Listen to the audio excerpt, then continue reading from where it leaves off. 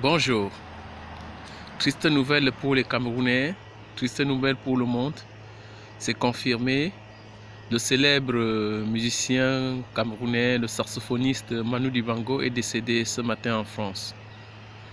Il était testé positif au coronavirus, mais je dois vous préciser qu'il avait une santé très fragile depuis un certain temps. Malheureusement, ce virus est arrivé et il a contacté lui aussi. Et voilà, il a cassé sa pipe ce matin.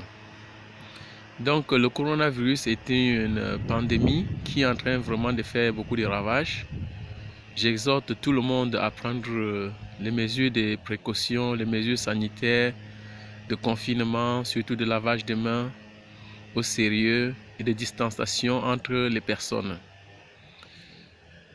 Voilà, ce n'est pas une maladie qui ne tue pas les Noirs, comme on dit, ça tue bien les Noirs.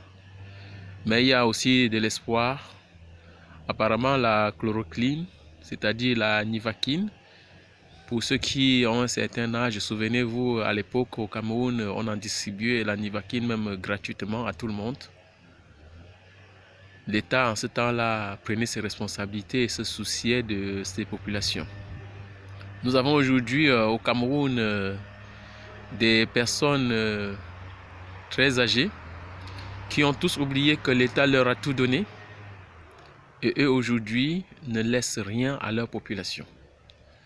Nous avons appris le président de l'Assemblée nationale qui est rentré de France, lui aussi positif au coronavirus, qui est rentré quand même, n'est-ce pas,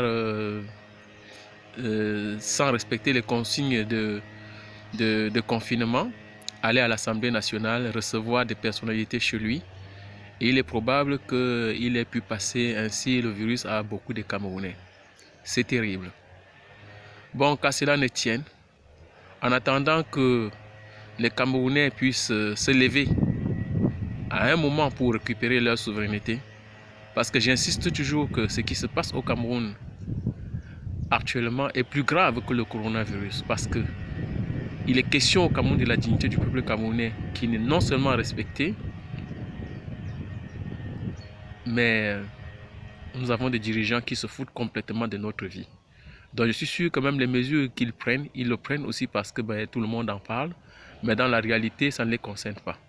Nous espérons que les mesures vont vraiment être appliquées et que même si les mesures ne sont pas techniquement appliquées, que les citoyens puissent prendre la responsabilité de se préserver eux-mêmes. Je vous remercie.